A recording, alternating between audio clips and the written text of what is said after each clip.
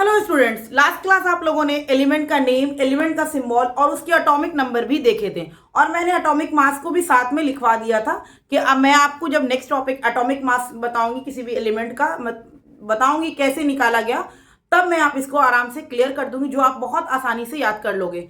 ठीक है ना। तो atomic mass unit element, atomic mass of an element हम लोग आज पढ़ेंगे। तो यानी कि किसी भी एटम का मास निकाला गया, किसी भी एलिमेंट का, ठीक है ना, मास निकाला गया कितना होगा। जैसे आप मान लिया कि 1 केजी सामान लाने जाते हो या मान लिया कि आप 1 केजी आलू खरीदने जा रहे हो, तो 1 केजी आलू के लिए क्या किया गया, एक लोहे का रखा जाता है जिसपे 1 केजी लिखा जाता है।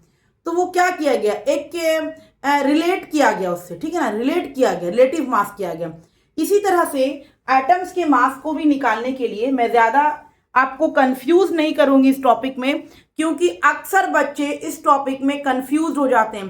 तो मेरे साथ लास्ट तक रहिएगा, बहुत इजी आपको मैं समझा दूंगी कि किस तरीके से atomic mass of an element को पढ़ा जाता है। और बहुत आसान है, ये कोई मुश्किल काम नहीं है, लेकिन इतना ज्यादा इसको कॉम्प्लिकेट करके बताया जाता है, इतना ज्यादा इसको मिक्स कर दिया जाता है कि मतलब कि माइंड क्या होती है, डाइवर्ट हो जाती है। तो मैं बिल्कुल भी इजी भी मैं आपको बताऊंगी atomic mass of an element कैसे निकाला जाता है, कैसे निकाला गया था। बस सिंपल सा देखिए, जब साइंटिस्ट ने क्या किया कि एक कार्बन का एटम लिया, कार्बन 12, ठीक है ना, कार्बन 12 में पाया जाता है, कार्बन 13 में भी होता है और कार्बन 14 में भी पाया जाता है, ठीक है ना। कार्बन को एक स्टैंडर्ड एलिमेंट मान लिया गया, ठीक है ना, एक स्टैंडर्ड एलिमेंट मान लिया गया। इससे, इस स्टैंडर्ड से सारे एलिमेंट का मास को निकाला गया, ठीक है ना। तो कार्बन के कौन से कार्बन को, कार्बन 12 को, कार्बन 13 में भी आता और कार्बन 14 में भी आता, उनको नहीं, कार्बन 12 को एक स्टैंडर्ड मान दिया गया और उसी से सबका मास निकाला गया। जैसे मान लेते हैं कि मेरे पास अभी कुछ नहीं है, ठीक है ना, और मान लेते हैं कि मुझे कोई चीज डिस्ट्रीब्यूट करनी है और मुझे नहीं मेरे पास बहुत सारा सेब रखा हुआ है, एप्पल है, ठीक है। अब मुझे हर एक को इक्वल इक्वल एप्पल देना है, यानी कि 100 ग्राम का हर एप्पल सबको देना है। या मान लिया कि मुझे एक साइज का, एक वेट का एप्पल सब में डिस्ट्रीब्यूट करना है, तो मैं उन सब एप्पल में से एक एप्पल को ले लूंगी और उसको मैं स्टैंडर्ड मान लूंगी और उसी से वेट कर करके सारे एप्पल को मैं देखती जाऊंगी और सबको डिस्ट्रीब्यूट करते जाऊंगी। समझ में आ रही बात। अगर इससे भी आपको नहीं समझ में आ रहा है तो मान लेते हैं कि आपको एक बोरी चावल दी गई, ठीक है ना, राइस की एक बोरी दी गई और उसमें से कहा गया इसमें से आपको सबको क्या करना है, डिस्ट्रीब्यूट करना है। बहुत सारे हैं लोग, उनको क्या करना है, डिस्ट्रीब्यूट करना है। आपके पास कोई भी वेइंग करने का सामान नहीं है, तो आप क्या करोगे, उनमें से थोड़ा सा निकालोगे या फिर आपको जितना एक अपने हिसाब से क्या करोगे, अज्यूम करोगे।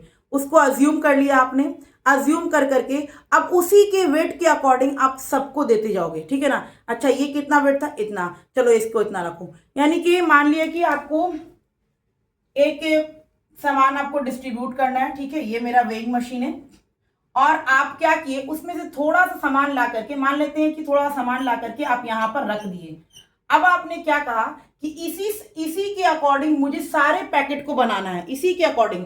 तो आप क्या किए, सारे पैकेट को रखते गए, अच्छा इससे वेट हो गया, बराबर हो गया, चलो इसको हटाओ, फिर दूसरा रखिए, अच्छा इसके बराबर हो गया, इसको हटाओ। बस इसी तरह से जैसे आप किसी चीज को एक स्टैंडर्ड माने ना, जैसे मैंने कहा कि आपको एक एक एप्पल सबको देना है और वो एप्पल क्या होना चाहिए, एकदम मतलब कि लगभग बराबर बराबर साइज का होना चाहिए। तो आपने क्या किया, एक एप्पल को उनमें से लिया और उसको वेइंग मशीन के एक साइड में रखा और दूसरे साइड में एक एक एप्पल करके रखते गए। देखिए, जिसका बराबर आ रहा है उसको देते गए। समझ में आ रही बात। तो एक एप्पल को, उन सब में से एक एप्पल को क्या किया, आप स्टैंडर्ड मान लिए। इसी तरीके से किसी atomic mass of an element, किसी भी एलिमेंट का जो एटॉमिक मास निकाला गया, उनमें से कार्बन एलिमेंट को एक स्टैंडर्ड माना गया, कार्बन 12 को एक स्टैंडर्ड माना गया। समझ में आ रही बात। कार्बन का 3 फॉर्म है, आप आगे जाके पढ़िएगा नेक्स्ट चैप्टर में। कार्बन 13 में भी होता है और कार्बन 14 में भी होता है, लेकिन कार्बन 12 को एक स्टैंडर्ड माना गया। समझ में आ रही बात, आपको समझ में आ गई बात, क्लियर है पॉइंट, कोई दिक्कत नहीं है, ठीक है। अगर आपको ऐसी भी एग्जाम समझ में नहीं आ रही है तो मैंने आपको एक वाटरमेलन दिया, ठीक है, आप जानते हो एक मैंने आपको बड़े साइज का वाटरमेलन दिया, और वो वाटरमेलन आप मैंने कहा कि इसमें से सबको इक्वल पार्ट में, वहां पर 10 से 12 लोग हैं, मैंने कहा कि सबको इक्वल पार्ट में ही डिवाइड करना है, सबको इक्वल पार्ट में ही देना है, किसी को ज्यादा नहीं किसी को कम नहीं, ठीक है ना। तो मैंने क्या किया कि उसमें से एक पार्ट को कट किया, उसके एक क्यूब को मैंने निकाला। जैसे मैंने एक वाटरमेलन दिया और मैंने कहा कि इस वाटरमेलन को आपको सब लोग में इक्वल डिस्ट्रीब्यूट करना है। तो आपने क्या किया, सबसे पहले आप इसका एक छोटा सा पार्ट निकाले और इसको क्या किए, वेइंग मशीन के एक तरफ रख दिए। इसी तरीके से आप हर पार्ट को निकालते गए, एक तरफ जो आप निकाले थे एक क्यूब उसका, और उसके बाद फिर हर क्यूब को निकालते गए, इधर रखते गए, अच्छा ये दोनों मेजर आ गया बराबर है, फिर दूसरे को रखे, अच्छा मेजर आ गया बराबर है। यानी कि एक उसके वाटरमेलन के एक पार्ट को आप क्या किए, स्टैंडर्ड मान लिए, माने ना स्टैंडर्ड। क्लियर है पॉइंट, समझ में आ रही है बात। इसी तरह से एलिमेंट का मास निकालने के लिए कार्बन एटम को स्टैंडर्ड माना गया, कार्बन 12 एटम को स्टैंडर्ड माना गया। कार्बन 12 कहने का मतलब ये हुआ कार्बन 13 में भी एग्जिस्ट करता है, कार्बन 14 में भी एग्जिस्ट करता है, लेकिन कार्बन 12 को ही स्टैंडर्ड माना गया। अब कार्बन 12 एटम को क्या किया गया, कार्बन 12 एटम को आपको साइंटिस्ट को कार्बन 12 एटम दिया गया, ठीक है ना, कार्बन 12 लिए, ये कार्बन 12 है, और इसको इन्होंने तराजू के एक तरफ रखा, वेइंग मशीन के एक तरफ रखा, और हर एलिमेंट, मान ली कि यहाँ पे कार्बन 12 इन्होंने रखा और यहाँ पर हाइड्रोजन रख रहे हैं, तब भी बैलेंस नहीं कर रहा है, कोई भी एलिमेंट रख रहे हैं बैलेंस नहीं कर रहा है, कोई भी एलिमेंट रख रहे हैं बैलेंस नहीं कर रहा है। तब इन्होंने क्या किया, कार्बन के C12 एलिमेंट को 12 पार्ट में डिवाइड कर दिया, ठीक है ना। देखा कि अच्छा इससे पूरा एक नहीं हो रहा, फिर 2 किए होंगे, 2 नहीं हुआ, 3 किए नहीं हुआ, तो इन्होंने इसको क्या किया, 12 पार्ट में डिवाइड कर दिया, 12 पार्ट में इसको डिवाइड कर दिया। 12 पार्ट में डिवाइड करने के बाद इसका एक पार्ट लिए, इसका एक पार्ट लिए, यानी कि इसका एक पार्ट लिए, कुछ इस शेप में आया होगा, इसका एक पार्ट लिए, इसको वेइंग मशीन के एक पल्ले में रखें और दूसरे में हर एटम्स को रखते हैं, हाइड्रोजन रखें। एक कार्बन 12 का एक पार्ट, यानी कार्बन 12 जो है उसको 12 पार्ट में डिवाइड कर दिया गया, 12 पार्ट में डिवाइड कर दिया गया, उसका एक पार्ट निकाला गया और वेइंग मशीन के एक तरफ रखा गया और दूसरे तरफ एलिमेंट को रख करके उसके मास को निकाला गया। तो जब कार्बन 12 के एक पार्ट को निकाल के रखा गया और उसके इस पार्ट में हाइड्रोजन को रखा गया, देखा कि दोनों का मास क्या हो गया, सेम हो गया। तो इस तरीके से सारे एलिमेंट का मास को निकाला गया। समझ में आ रही है बात। तो ये थ्योरी जो थी ये डाल्टन ने दी थी। तो उन्होंने क्या देखा कि मास ऑफ हाइड्रोजन एटम जो हुआ, मास ऑफ हाइड्रोजन एटम जो हमारा हुआ वो हुआ 1/12 into mass of carbon 12 atom, ठीक है ना। यानी कि कार्बन 12 का 12वां पार्ट जो है वो मास ऑफ हाइड्रोजन के बराबर हुआ। तो यही दिखाता है, शो करता है। तो मास को जो हम लोग डिनोट करते हैं इसको कहते हैं एटॉमिक मास यूनिट। क्या कहते हैं, एटॉमिक मास यूनिट कहते हैं। और इसको हम लोग एटॉमिक मास यूनिट को AMU से डिनोट करते हैं और सिंपल में इसको लिखा जाता है सिर्फ म्यू, इस तरीके से। समझ में आई बात। तो एटॉमिक मास किसी भी एलिमेंट का कैसे निकाला गया, कार्बन 12 एटम को एक स्टैंडर्ड मान के उसका 12वां पार्ट भाग, यानी कि एक कार्बन को 12 पार्ट में डिवाइड कर दिया गया। उसके एक पार्ट को लेकर के जब मेजर किया गया तो देखा गया कि हाँ बैलेंस आ गया। उसी से सारे एलिमेंट को बैलेंस किया गया, सारे एलिमेंट का मास निकाला गया।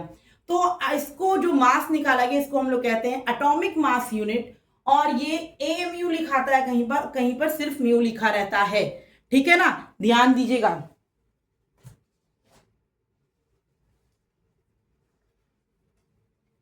तो यहां पर हम लोग बस एक पॉइंट लिखेंगे जो आपको पढ़ने में और समझने में आसानी हो और क्वेश्चंस बनाने में भी आसान हो। 9th क्लास का क्वेश्चंस छोड़िएगा मत, बहुत इंपॉर्टेंट होते हैं। कंपटीशन लेवल में आप क्लास 11th में जाओगे, आप 11th में कहीं पर कॉम्पिटिटिव एग्जाम देते हो तो उसमें इस चैप्टर से बहुत क्वेश्चंस पूछते हैं, इसीलिए स्किप मत करिएगा, ठीक है ना। Dalton's atomic theory, Dalton's atomic theory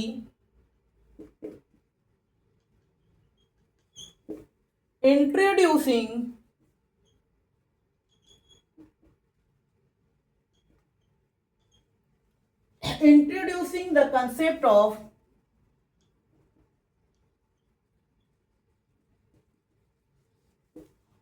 atomic mass, concept of atomic mass, ठीक है, atomic mass explaining the laws of constant proportion, explaining the law of constant proportion, law of constant proportion,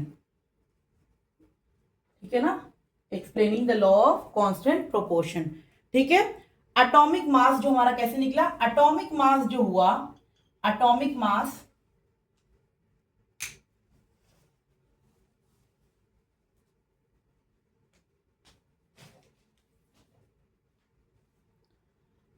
atomic mass is equal to जो हमारा होता है, atomic mass is equal to mass of an atom, mass of an atom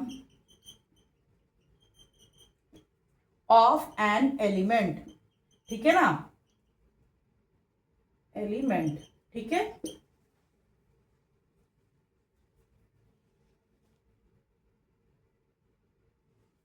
clear है point. अब यहां पर एक point हम लोग लिखेंगे, नेक्स्ट पॉइंट, आईयूपीएसी, आईयूपीएसी का full form international union pure and applied chemistry adopted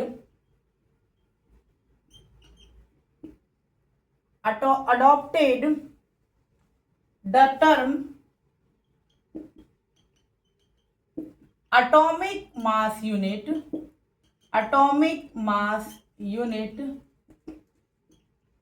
in 1961 to express atomic and molecular mass, ठीक है ना। आईयूपीएसी ने एटॉमिक मास यूनिट को 1961 में अडेप्ट किया, तो एटॉमिक मास और मॉलिक्यूलर मास बताने के लिए, ठीक है ना। तो एटॉमिक मास मेरा क्या होता है, एटॉमिक मास सिंपल हमारा होता है, ठीक है,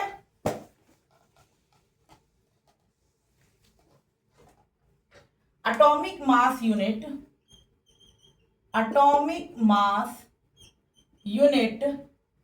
is equal to होता है 1/12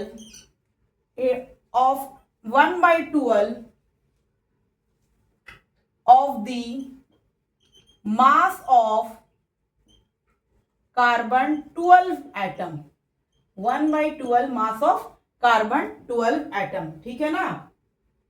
तो आप इसको इस तरीके से भी लिख सकते हो, AMU या 1 AMU is equal to 1/12 into 1/12 of the mass of carbon 12 atom, ठीक है ना। तो इस तरीके से आप लिख सकते हो, ये होता है हमारा एटॉमिक मास यूनिट। अब आप लोगों ने एटॉमिक मास याद करनी है, एटॉमिक नंबर तो आप लोग को याद हो गया होगा, एटॉमिक नंबर आप लोग को याद हो गया होगा, hydrogen, helium, lithium, beryllium, boron, carbon, nitrogen, oxygen, fluorine, neon, sodium, magnesium, aluminium, silicon, phosphorus, sulphur, chlorine, argon, potassium and calcium. I hope कि आपको एटॉमिक नंबर याद हो गया होगा। एटॉमिक मास के लिए मैं आपको सिर्फ ट्रिक बताऊंगी और बहुत आसान सा ट्रिक है, और उसमें एक्सेप्शन कौन से वही बताऊंगी, ठीक है ना। एटॉमिक मास कैसे हम लोग निकालेंगे सबका, हम लोग को क्लास 10 तक के बच्चों को 20 तक एटॉमिक नंबर याद रहना चाहिए, 20 तक एलिमेंट का नाम, एलिमेंट का सिंबल और एटॉमिक नंबर 20 तक एटलीस्ट एकदम याद होना ही चाहिए, अदरवाइज आप केमिस्ट्री में 0 हो जाओगे, ठीक है ना। इसलिए 20 तक याद कर लीजिएगा। तो एटॉमिक मास का मैं आपको ट्रिक बताऊंगी कैसे याद करना है। एटॉमिक मास ठीक है। एटॉमिक मास आपको क्या करना है, एटॉमिक मास के लिए बहुत आसान सा ट्रिक मैं बताऊंगी, बहुत आसान सा। अगर एटॉमिक नंबर, ठीक है, एटॉमिक मास के लिए अगर एटॉमिक नंबर इवन होगा तो उसका डबल कर देंगे, ठीक है ना। और अगर एटॉमिक नंबर ऑड आता है, ठीक है ना, तो आपको क्या करना है, 2 से मल्टीप्लाई कर करके +1 कर देना है, ठीक है ना। 2 से मल्टीप्लाई करके +1 कर देना है। जैसे मैं आपको जस्ट एग्जांपल ले लेती हूं, हीलियम ले लें। हीलियम का एटॉमिक नंबर कितना होता है, हाइड्रोजन हीलियम एटॉमिक नंबर 2, तो इसका मास कितना हो जाएगा, देखिए इवन है कि ऑड आया, इवन आया, तो आपको क्या करना है, 2 से मल्टीप्लाई कर देना है, तो 2 × 2 इसका एटॉमिक मास कितना हो जाएगा, 4 हो जाएगा। समझ में आ रही है। अब जैसे मैं आपको ले लेती हूं 5 में हमारा क्या होता है, 5 में हमारा क्या होता है, बोरोन होता है, ठीक है। 5 में हमारा बोरोन आता है, ठीक है ना, जिसका सिंबल B होगा। तो हम क्या करेंगे, देखिए ये इवन है कि ऑड है, ये क्या है हमारा ऑड है। ऑड में क्या करते हैं, 2 से मल्टीप्लाई करते हैं, जो भी एटॉमिक नंबर होगा उससे क्या करेंगे, 2 से मल्टीप्लाई कर देंगे, तो 2 5 10, 2 × 5 +1, यानी कि 10 + 1 11। बोरोन का जो एटॉमिक मास होगा वो हमारा 11 होता है, वो हमारा क्या होता है, 11 होता है। तो ये हमारा शॉर्टकट टर्म है, एक ट्रिक है एटॉमिक मास याद करने के लिए। एटॉमिक मास याद करने के लिए ट्रिक आपको ये करना है कि एटॉमिक नंबर अगर इवन है तो 2 से मल्टीप्लाई कर दीजिए, एटॉमिक नंबर अगर ऑड है तो 2 से मल्टीप्लाई करके 1 को ऐड कर दीजिए। लेकिन उसमें बस एक्सेप्शन है, कुछ एलिमेंट एक्सेप्शन है। जैसे आप ले लीजिए हाइड्रोजन, बेरिलियम, और थर्ड है हमारा नाइट्रोजन, और 4 है हमारा ऑर्गन, और 5th हम मान लेंगे क्लोरीन, ठीक है। जैसे क्लोरीन का कितना होता है एटॉमिक नंबर, क्लोरीन का 17 होता है, तो ये क्या है मेरा ऑड है, 17 दूनी 34 और +1 35 होना चाहिए, लेकिन इसका एटॉमिक नंबर 35.5 होता है। तो ये 5 एलिमेंट है जो हमारा ट्रिक पे वर्क नहीं करता है, तो आप इस 5 को ऐसे ही याद रखिएगा। तो ये ट्रिक बहुत अच्छा है, ठीक है ना, ट्रिक इस तरीके से आप लोग याद रखिएगा। ओके, अब हम लोग नेक्स्ट क्लास में देखेंगे कि एटम कैसे कैसे एग्जिस्ट करता है, एटम्स हमारा किस फॉर्म में एग्जिस्ट करता है। मिलते हैं आप लोग से नेक्स्ट क्लास में। जब तक atomic mass, atomic number, element और सिंबल याद करके रखिएगा। ओके।